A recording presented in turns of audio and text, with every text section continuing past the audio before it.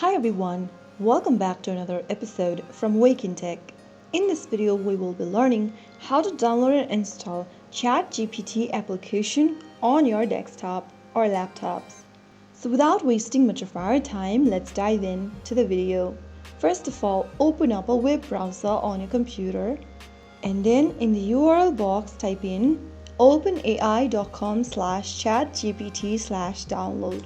You will then end up in this OpenAI's download ChatGPT page.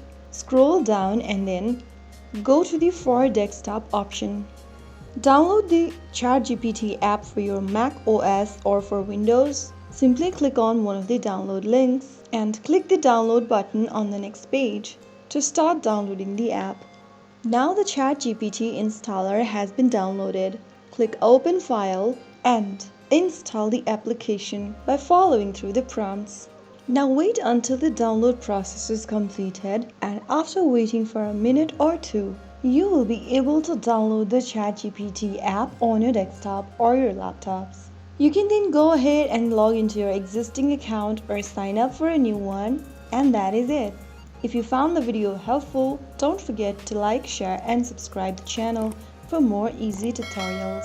I'll see you in the next episode. Thank you for watching.